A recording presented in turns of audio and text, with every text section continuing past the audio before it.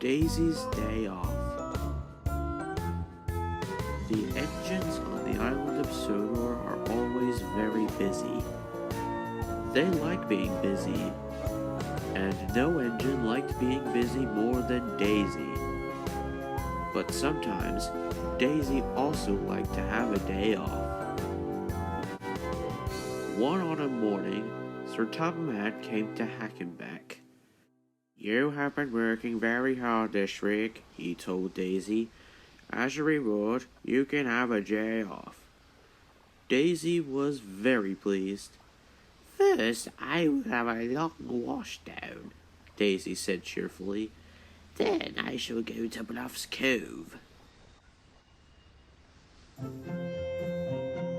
On her way to the washdown, Daisy saw a diesel she'd never seen before. The diesel was struggling with some trucks. "Who's that?" Daisy asked Toby. "Oh, that's Dennis," said Toby. "Take no notice of him." "Why?" "He's just trouble. He's frightfully lazy and refuses to work." "How do you know?" "Thomas told me." Daisy wasn't sure. Everyone had judged Emily because of something Thomas had told them, and it seemed Toby hadn't bothered to talk to Dennis and get to know him. "I won't judge Dennis until I meet him myself," she finally said. "All right," sniffed Toby. Daisy rolled over to Dennis. "Hello," Daisy shouted. "You must be Dennis. What's the matter?"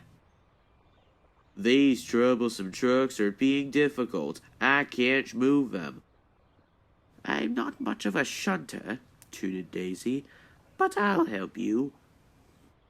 This made Dennis very happy. Dennis watched Daisy biff and bump the troublesome trucks into line.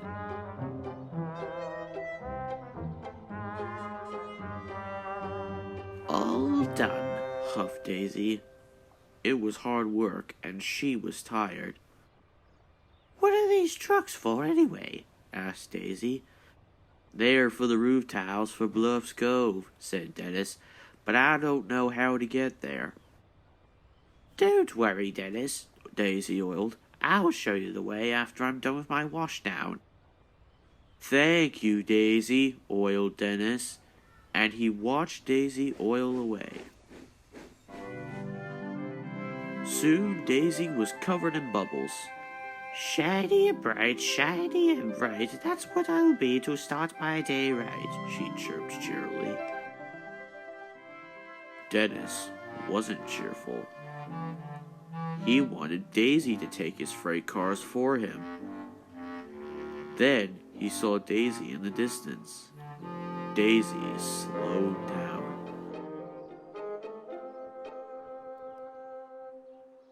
"Okay, Dennis," said Daisy. "Now I can show you to the junction." Dennis smiled. He didn't want to deliver his freight cars of tiles.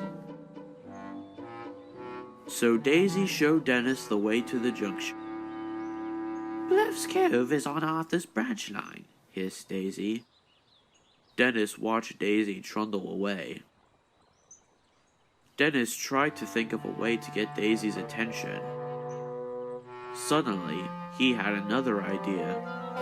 He honked his horn loudly. Then he honked it again.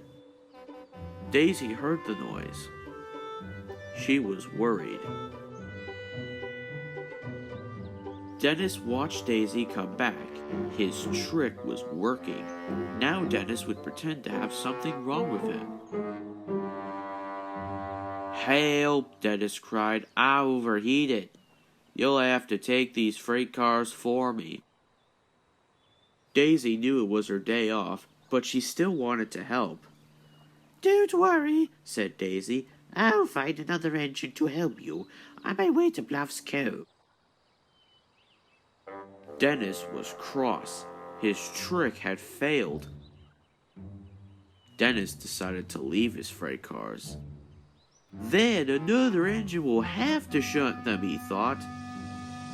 So Dennis raced away. He didn't care about the tiles. He didn't care about Daisy. All he cared about was getting far away from his work. His wheels were spinning faster and faster. Then there was trouble. "Help!" called Dennis. "Help! Help!" But this time, there was no one there to help. Daisy arrived at Bluff's Cove. She was very upset not to have found any help for Dennis. "I can't just leave Dennis on the main line. I'll have to go and bring him here." And she hurried away. When she arrived back at the junction, she was shocked at what she saw. "What are these trucks doing here?" puffed Donald. "They're blocking our way," shouted Oliver. "We can't get through," chuffed Duck. "Those are Dennis's trucks," said Daisy. "That lazy bash. Not in front of the children, Dougie." Daisy felt embarrassed. Toby was right, she thought. Dennis was lazy. I'd better find him. Daisy quickly found Dennis. Daisy was very upset. "You told me you broke down," said Daisy. "Your trucks are holding up several trains at the junction." Dennis looked very shamefaced. "I tricked you," said Dennis quietly. "There was nothing wrong with me at the junction. I just didn't want to pull those heavy freight cars. I'm a really lazy engine." Daisy was furious, but then she stopped. Dennis could see Daisy was thinking. At last, she spoke.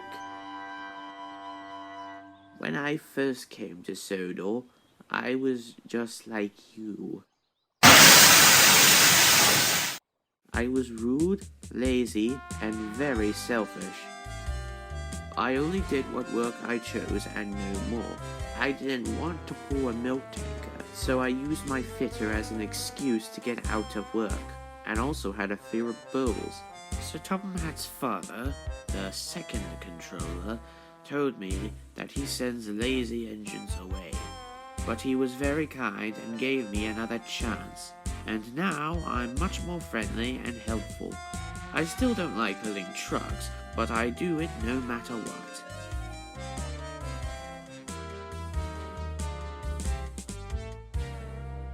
"Now, I'll help you one more time.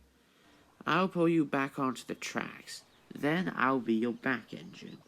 That way, we'll get the tails to the schoolhouse in double-quick time." Dennis smiled his biggest smile ever.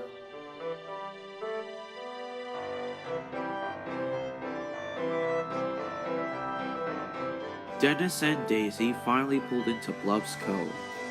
Sir Topham Hatt was waiting. "Dennis, you have caused a great deal of delays. As my father once said, my engines do not tell lies. They work hard with no shirking. I send lazy engines away." Dennis felt bad. "Daisy has shown me that being a really useful engine is much better than being really lazy," Dennis wheezed. "I see," said Sir Topham Hatt, "and for that you shall have another chance." Daisy was pleased. "Thank you, Daisy," Dennis hooted. "From now on I will try to be a really useful engine."